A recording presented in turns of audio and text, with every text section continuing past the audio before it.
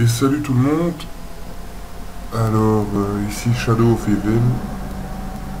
Je vous fais cette petite vidéo un peu spéciale qui n'est pas très courante sur cette chaîne vidéo. Elle est totalement improvisée.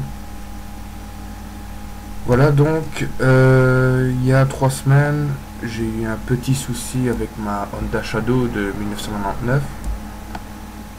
Je revenais d'avoir été faire l'assurance pour ma nouvelle moto. Oui, parce que j'ai acheté une nouvelle moto. Je vous en parlais depuis déjà quelques semaines, comme quoi j'allais acheter une nouvelle moto. Et donc, voilà que je reviens de l'assurance. Et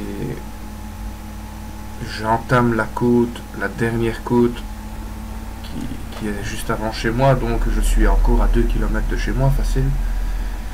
Là j'entame la côte, 5e, j'étais à 70, on était une petite zone 50 quoi, mais bon voilà, j'étais à 70, voilà, je l'avoue, je respecte jamais les limitations. Donc 70, voilà, peu de la puissance, 4e, 5, 3e, 2e. J'arrive tout en haut, première, un bug. Je fais non. Le moteur s'arrête, plus moyen de le redémarrer. On voit sur la vidéo que je donne des coups de starter, mais non, rien. Donc le moteur ne veut plus démarrer, plus rien. Donc je me dis c'est pas grave, je vais avoir ma nouvelle moto. Mais le souci en fait, c'est que je pensais que le moteur n'avait pas grand chose. Ici dernièrement j'ai démonté, donc je voulais la restaurer. En fait je voulais m'acheter la nouvelle moto et démonter la moto en pièces et pour ensuite la restaurer. Désolé, je cherche mes mots parce que je suis un peu déboussolé pour le moment. Donc j'ai voulu la restaurer, la remettre en peinture, changer les pièces qui ne fonctionnaient pas. Et en démontant le moteur, je m'en suis rendu compte que le joint, vous voyez, vous avez deux carters, les deux carters, donc ce côté là, côté gauche, boîte de vitesse, côté droite, embrayage.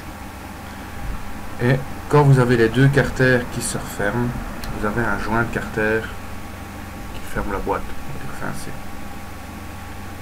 Enfin, moi je se situe en 3 parties, enfin c'est un peu complexe. Donc, toute l'huile du moteur s'est échappée par ce joint de carter.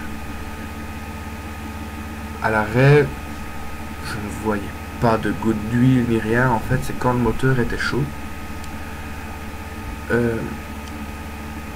Les carters se dilatent, bien sûr, comme tout corps, une fois qu'il est chaud, se dilate. Et là, il laissait passer de l'huile. Et en plus de ça, j'ai 2 soupapes qui sont cramées. Et de ça, j'ai mes 2 pistons, dont la segmentation de piston était... Allez, on va dire, je ne connais plus les cotes, mais on va dire que le segment de l'arche fait 1 mm, on va dire sincère. Mais s'il en reste un demi-millimètre, voire un quart de millimètre, c'est beaucoup. Donc l'huile faisait quoi? Elle ressortait par tous les orifices possibles et inimaginables. Alors des fois, comme j'avais 2 soupapes de grillé, elles fonctionnaient encore, mais elles étaient plus tout à fait étanches. Et bien j'avais le petit souci, c'est que l'huile ressortait, en même temps à cause des segments, ressortait dans les échappements. Et quand la première chose que j'ai fait, j'ai démonté les échappements, pour moi savoir démonter tous les carénages. Et en démontant les échappements, j'ai vu... même plus de l'huile, c'était des grosses croûtes grasses comme il faut, comme si vous aviez votre chaîne de transmission, donc qui va à la roue bien sûr, qui lâche de l'huile, donc où il y a le pignon, boîte de vitesse. Il y avait ça dans mon pot d'échappement. Donc en fait le moteur de la Shadow a complètement serré. Et quand je dis complètement, c'est... parce que je veux remettre le moteur à neuf, et moi je voulais seulement remettre 2 pistons et changer la chaîne de transmission, enfin les deux chaînes de transmission, si c'était indispensable. Mais comme je vais devoir ouvrir le moteur complètement parce que j'ai le vilebrequin, les deux pistons, les deux cylindres qui sont griffés bien profondément, les soupapes, enfin j'ai tout le moteur à remplacer. Donc je vous parle pas des... Enfin, c'est tous les trucs techniques. Alors la boîte de vitesse, j'ai deux pignons dont il manque une dent. Quand j'ai démonté le carter, il y avait une dent dans le réceptacle. Enfin, deux dents dans le réceptacle. Donc ça pouvait plus continuer des masses en fait. En fait, quand je passais la première, ça allait. Je mettais la deuxième, paf, point mort à un moment donné. Donc j'étais en deuxième. La deuxième était bien enclenchée. Quand j'accélérais trop, ça me le faisait tout le temps. Quand j'accélérais trop fort, paf, le point mort se remettait. Bon, vous avez ça dans un virage, c'est très dangereux. Je passais la troisième, ça allait. La quatrième, ça fait le même problème. Et là, ça faisait un faux point mort. Donc ça se mettait entre la troisième et la quatrième. Et quand vous remettiez la quatrième, alors là, ça claquait. Donc, j'ai fait tout mon calcul en mettant les pièces origine Honda, vraiment origine, hein, dont je ne vais pas non plus respecter la liste, mais si je m'en tiens à la liste origine, j'en suis plus ou moins à 660, 670 € pour restaurer la moto. Ce qui va me coûter le plus cher, je vous laisse deviner en 1000, c'est ce qui devait me coûter le moins cher avant, 350 €. Et bien c'est le moteur, parce que les deux pistons coûtaient 350 € avec segmentation. Je refaisais un petit nettoyage des soupapes, quoi. Et bien là j'ai deux cylindres, pistons, vilebrequin et tutti quanti. J'en ai pour plus ou moins 3000 € de pièces de qualité Honda. Donc voilà, c'était juste pour vous expliquer un peu ce qui s'était passé ces derniers temps. Donc vous voyez encore toutes les semaines, le vendredi, entre 18 h et 18 h 30, une vidéo Daily Observation. Je crois que je n'ai plus que ça. Et une ou deux conneries. Donc, j'ai planifié toutes mes vidéos. Donc jusqu'au 21 juillet, vous allez encore avoir les vidéos de la Shadow. Je ne les ai pas montées pour rien. Je sais qu'il n'y a pas beaucoup de monde qui les regarde. Les monteurs ne sont pas soignés non plus au point à la QWERTY, enfin à tous ces grands motovlogueurs. Mais j'aime bien, ça me passionne, oui, plus ou moins. Ça me divertit plutôt. Voilà. Je me dis voilà, j'ai vu des petits fifous sur la route. Je vais partager mon ressenti avec vous. Donc voilà, vous ne verrez plus de vidéos non plus de la Suzuki Alto. Je sais qu'il n'y a pas beaucoup de gens qui aiment les observations de voitures. De toute façon, la dernière vidéo, je pense, c'est le 21 juillet. Et c'est la dernière vidéo qui montre la fin de la Shadow. Donc oui, je filmais parce que chaque fois que je sors la moto, j'ai ma caméra, des batteries de rechange, des cartes mémoire de rechange, donc je filme tout ce que je fais. Je vais chercher le pain, entre guillemets, je filme. On peut toujours avoir un problème comme sur la route, donc je filme. Les seules fois où j'ai eu plein de problèmes, donc manque d'accident, accrochage, parce que j'en ai eu quelques-uns, je n'avais pas la caméra. Donc maintenant, je filme. Donc voilà, c'était pour vous expliquer ces 2-3 bêtises. Et le déroulement de la chaîne. Il y a beaucoup de personnes qui savent, ouais, je dirais, tous mes amis Facebook savent quelle moto j'ai. Donc j'avais pensé à une Honda CRF 250 Rally.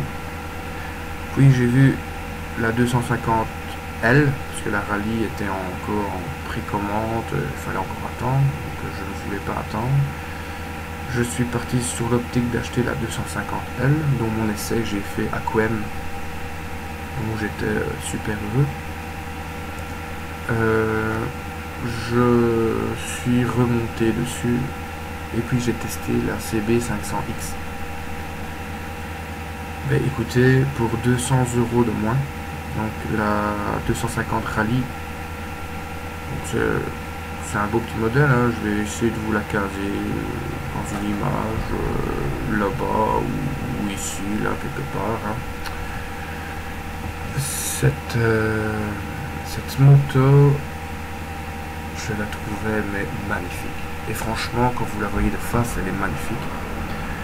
J'ai toujours voulu avoir une moto en rapport, entre guillemets, avec le Paris-Dakar. Et pour finir, je suis tombé amoureux de la CB500X de 2016. C'était celle en stock. Et pour 200, ouais, voire 300 € plus ou moins, hein, c'est plus ou moins kiff-kiff, alors on va dire 200 €.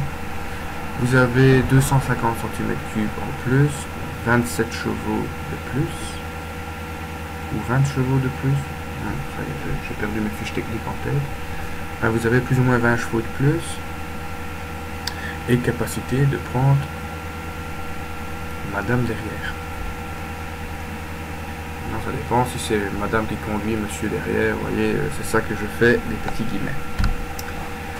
Donc voilà, je suis tombé amoureux de la CB500X, je l'ai acheté le vendredi au mois de mai, je ne sais plus, il y a 3 semaines, on est le 4 juin, je vous laisse calculer. Je l'ai acheté vendredi, le prêt a été accepté facilement. Samedi, dimanche, lundi, ils n'avaient pas les papiers, donc j'ai dû attendre les 3 jours là. Puis mardi, ils m'ont téléphoné en soirée, comme quoi les papiers étaient bien arrivés. J'ai été prendre les papiers, j'ai été à mon assureur le lendemain, donc le mercredi ou jeudi, enfin je ne sais plus, je crois que c'est mercredi que j'ai reçu les papiers, et jeudi j'ai été à l'assurance. J'ai fait mon assurance, arrivé vers 5 h, ouais. Et j'ai eu ma plaque le vendredi, donc une semaine après, en faisant toutes les démarches administratives. Alors en une semaine, j'ai eu la moto, donc j'ai été la rechercher en soirée à 6 h moins quart, juste avant la fermeture du magasin. J'ai mon téléphone à 5 h 15. On dit voilà, nous sommes désolés, nous avons reçu votre plaque seulement maintenant. Donc depuis, je suis à 1450 km, je crois, avec en 3 semaines. C'est peu, oui, c'est peu. Les 1000 premiers kilomètres, je ne voulais pas non plus rouler longtemps, enfin faire le rodage trop rapidement, parce que ça m'a quand même fait mal niveau sous-sous, quoi. Mais niveau entretien, j'ai été acheter ça chez Casu Moto à Marchienne. Mon entretien m'a coûté 112 €, liquide de refroidissement, vérification complète. Donc voilà. C'était juste pour vous informer. Donc je vais poster cette vidéo donc lundi 5 juin. Et voilà. Je vais poster cette vidéo le lundi 5 juin. Et vous savez que maintenant jusqu'au 21 juillet, vous avez encore des vidéos de l'achat d'eau. Et puis vous tomberez sur la CB500X, dont j'ai déjà quelques belles vidéos, entre guillemets. Allez, sur ce, ciao tout le monde.